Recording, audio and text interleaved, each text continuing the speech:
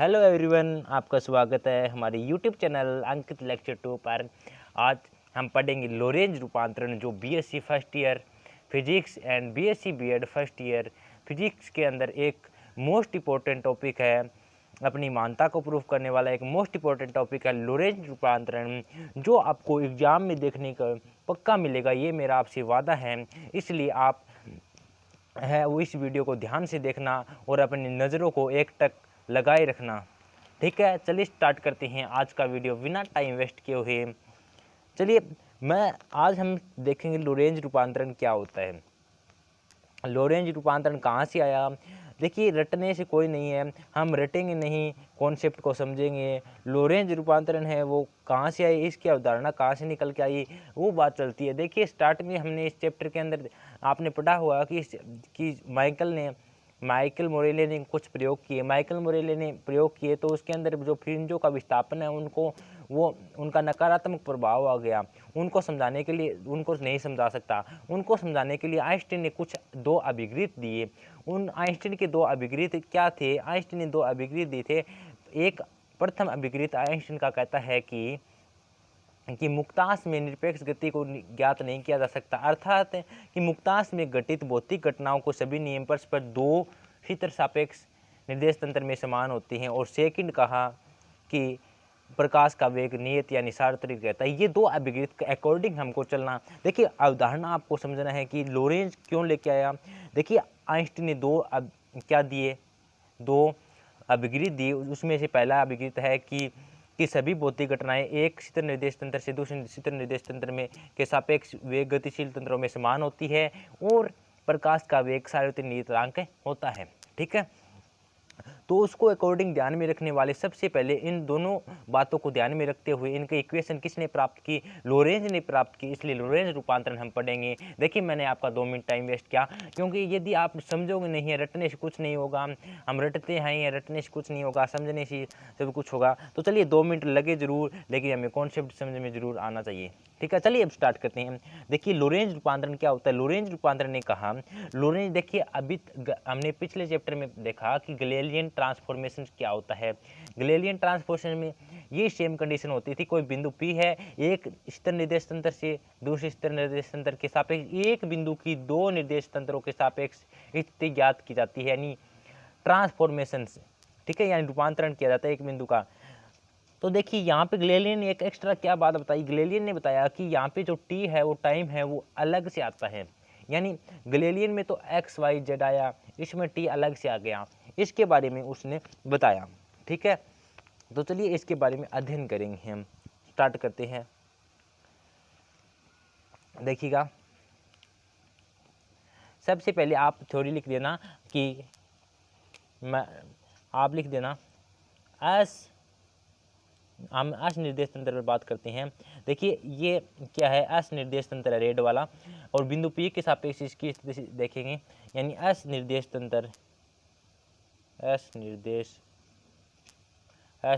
तंत्र में बिंदु पी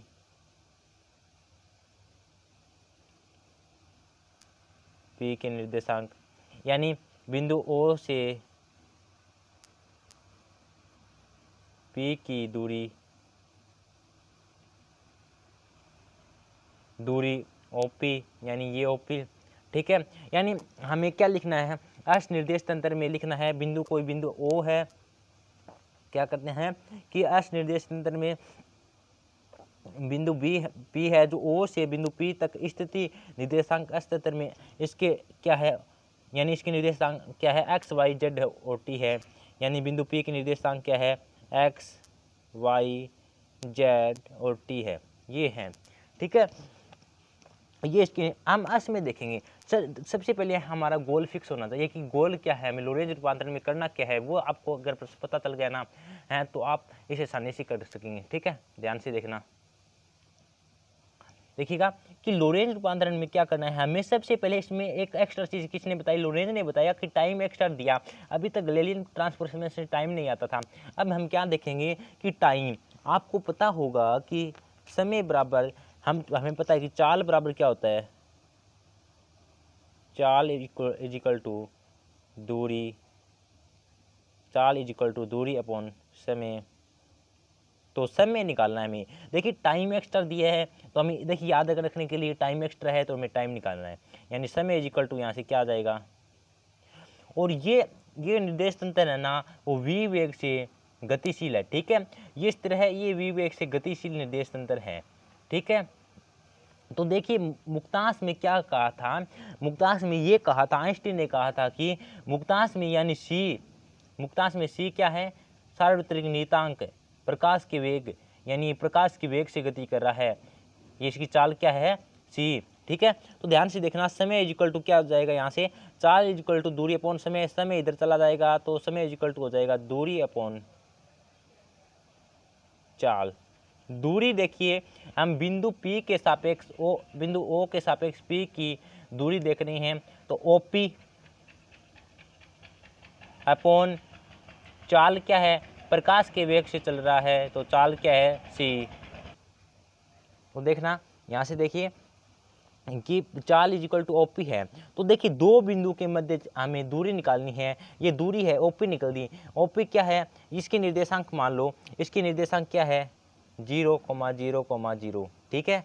तो देखिए बिंदु P से यानी x माइनस 0 का होल स्क्वायर, y माइनस 0 का होल स्क्वायर और z माइनस 0 का होल स्क्वायर मैं लिख सकता हूँ ना यहाँ से। देखिए दूरी इज इक्वल टू दो बिंदु के मध्य की दूरी निकालने का सूत्र क्या होगा, देखिएगा यहाँ से x1 क्या है, देखिए x2 माइनस x1 का होल स्क्वायर y2, यही होता है ना फार्मूला। तो x2 क्या है यहाँ पे x है और माइनस 0 का whole square plus y minus 0 का whole square plus z minus 0 का होल स्क्वायर इजिकल टू मैं लिख सकता हूँ यहाँ से x square plus y square plus z square, ठीक है। तो यहाँ पे इसका मान रख दो, तो t इजिकल टू यानी t इजिकल टू हमारे पास क्या आ गया under root x square Y square Z square upon सी। सी को इधर मल्टीप्लाई कर लेंगे तो क्या होगा सी टी इजिकल टू यहाँ पे देखिए x square plus y square plus z square, इसका अंडर रूट है, दोनों और स्क्वायर करेंगे तो इसका अंडर रूट हट जाएगा और इधर स्क्वायर लग जाएगा, यानी सी स्क्वायर टी स्क्वायर आ जाएगा और ये इधर लेके चले जाएंगे हम, क्या होगा x square plus y square plus z square, ये सी स्क्वायर टी स्क्वायर इधर जाएगा तो माइनस का सी स्क्वायर टी स्क्वायर, इसे दे देते हैं equation number first most important equation.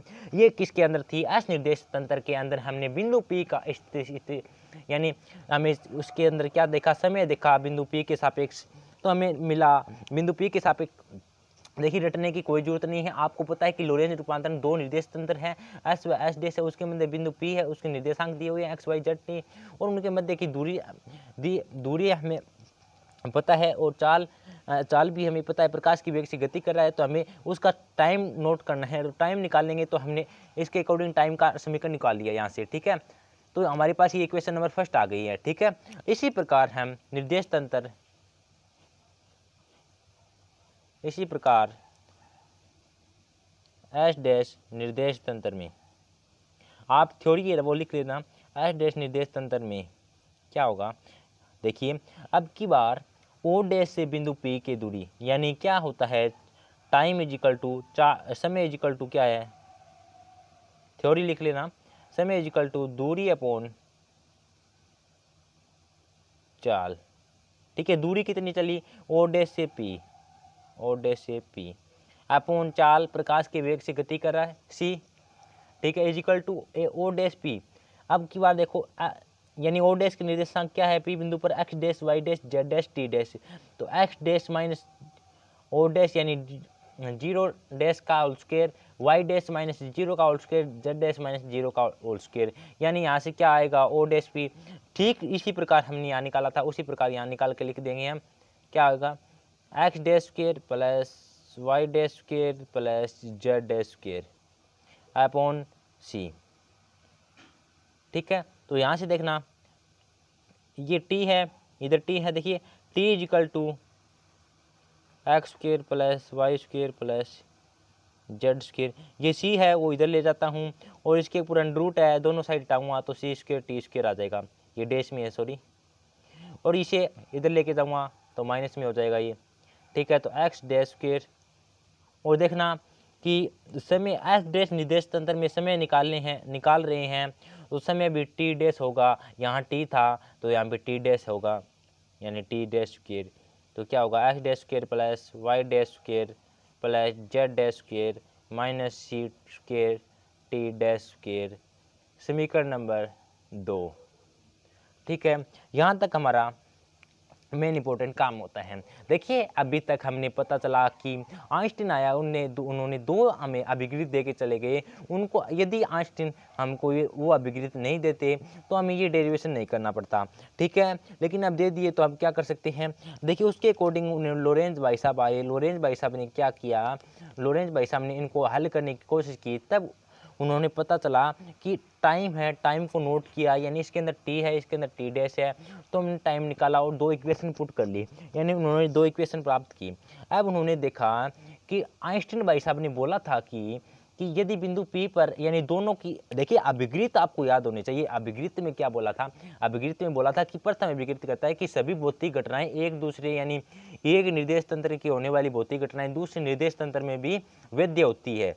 यानी यदि मैं इस समीकरण, ये समीकरण और ये समीकरण दोनों एक दूसरे के नियम वैध होने चाहिए, ये यदि वैध होते हैं तो भाई साहब सही थे वरना गलत थे, ठीक है। तो चलिए हम देखेंगे इसी आगे। देखिए यहाँ तक आपको समझ में आया है तो वीडियो को लाइक जरूर करना, यदि वीडियो अच्छी लग रही है तो लाइक जरूर करना और कमेंट जरूर करना, ठीक है। तो अब देखिए आगे हमें क्या करना है। अब यहाँ तक तो बात आई हमें समझ में, आगे आपको पता है कि एक्स डैश वाई डैश हम क्या करेंगे, इसको, इस इक्वेशन को इसके बराबर रखने की कोशिश करेंगे। देखिए x dash y dash z dash, लेकिन हमें तो गैलीलियन ट्रांसफॉर्मेशन पढ़ा था, यानी गैलीलियन ट्रांसफॉर्मेशन से हम जानते हैं, गैलीलियन रूपांतरण से जानते हैं, आपने देखा होगा पीछे, गैलीलियन रूपांतरण से क्या होगा कि x dash is equal to x minus v t, y dash is equal to y और z dash is equal to z और t dash is equal to t, ठीक है। ये होता है, ये किसने कहाँ से आए, ये गैलीलियन रूपांतरण पीछे था उसके वहाँ से आए थे, ठीक है। वहाँ पे ये सिद्ध हुए थे कि x dash equal to x minus v t, y dash equal to y और z dash equal to z. अब हम ये सभी वैल्यू यानी इसी इक्वेशन नंबर 3 देते हैं और लिख देना समीकरण 3 का मान, यानी 3 की वैल्यू समीकरण 2 में पुट करने पर क्या होगा, एक्स डैश की जगह ये पुट करेंगे तो रख दो एक्स माइनस वी टी का होल स्क्वायर, एक्स डैश का स्क्वायर प्लस वाई डैश का स्क्वायर यानी वाई का स्क्वायर प्लस जेड का square, c square t square यानी टी की जगह यानी माइनस आएगा, ठीक है। क्या आएगा, माइनस सी स्क्वायर और टी स्क्वायर, इक्वेशन नंबर 4, ठीक है। इसे थोड़ा हल कर लो, यानी x square plus v square t square minus 2x v T, इसकी होल स्क्वायर को लिए plus y square plus z square minus c square t square is equal to 0। देखिए कुछ नहीं किया हमने, टाइम के 2 इक्वेशन, वहाँ से हम टाइम को लेके चले थे, 2 इक्वेशन प्राप्त हो गए, इक्वेशन फर्स्ट इक्वेशन सेकंड। अब हमें गैलीलियन ट्रांसफॉर्मेशन से हम जानते हैं कि एक्स डैश, यानी इस हमें कैसे भी करके x dash y dash z dash को समाप्त करना है और सब एक्स डैश वाई डैश जो समाप्त हो जाएंगे, फिर इस समीकरण को इसके बराबर रख देंगे। यदि ये दोनों इक्वेशन बराबर आते हैं तो हमारा डेरिवेशन समाप्त हो जाएगा, ठीक है, यानी हम सही साबित हो जाएंगे। तो चलिए कैसे भी करना है हमें तो सही करना है, ठीक है। अब क्या करना है कि एक्स स्क्वायर वाई स्क्वायर आ गया। अब देखिए अब समीकरण ये मान लीजिए समीकरण नंबर 5 आ गई, ठीक है। समीकरण नंबर 5 की तुलना, यानी इस समीकरण को 1 के इक्वल रखते हैं, इसके साथ तुलना करके देखते हैं कि ये समीकरण और ये समीकरण बराबर है क्या, ठीक है। हमारा मकसद क्या था, हमें ये देखना था x dash y dash z dash को कैसे भी गायब करके इसके बराबर लेके आना था इस समीकरण के, और हमें देखना था कि ये दोनों बराबर है। देखिए x square plus y square plus z square minus c square minus c square t square, ये तो सेम है। इसमें एक्स्ट्रा पद क्या है, इसमें एक्स्ट्रा पद है v square t square minus 2x v t. ये क्या है, ये एक्स्ट्रा पद है, क्या है, एक्स्ट्रा फॉर्म, एक्स्ट्रा पार्ट है। ये कैसे भी करके ये लुप्त हो जाए तो हमें आगे डेरिवेशन करने की कोई ज़रूरत नहीं होगी, ठीक है। यानी ये हमारा एक्स्ट्रा पार्ट आ गया। हमें तुलना की थी दो इक्वेशन की, यदि दोनों सेम आ जाती तो हमारा ये डेरिवेशन यही समाप्त होता था। अब क्या होगा कि ये अलग अलग आ गई, तो हम इसके लिए अब हमें अलग अलग अब दूसरे रास्ते पे जाना होगा, यानी हम इस रास्ते से इन दोनों को इक्वेशन को बराबर नहीं कर सके। अब देखिए, अब हमें कुछ अपनी मर्जी से यानी अपने माइंड से कुछ कांस्टेंट वैल्यू लेके माननी होगी, सपोज करनी होगी, और उनका मान इस समीकरण में रख के, इसको बराबर रख के, इसके कांस्टेंट को हल करके हमें इसका मान निकालना होगा। देखिए कोई हार्ड नहीं है, यदि आपकी प्रैक्टिस होगी मैं आपको पक्का बता देता हूँ कि ये आपको एग्जाम में देखने को पक्का मिल जाएगा, ये मेरी गारंटी आपसे। अगर आपने थोड़ी भी मेहनत कर ली है ना तो आप एग्जाम में अच्छी तरह से इसे हल कर सकेंगे, ठीक है। अब आगे क्या करते हैं, ध्यान से देखना। ये देखिए हम इसे विलुप्त तो नहीं कर सके क्योंकि v square t square minus 2x v t है, ये एक्स्ट्रा पार्ट आ गया। यदि ये नहीं आता तो हमारा ये डेरिवेशन यहीं तक होता। अब देखिए हम क्या करते हैं, अब यहाँ तक तो ठीक बात थी, अब ये एक्स्ट्रा पद आ गया। अब हम नए रास्ते पे चलते हैं, यानी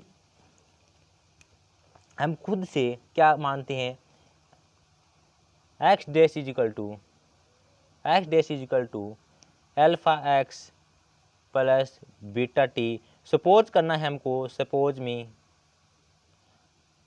आई होप कि आपको ये वीडियो पसंद आ रहा होगा।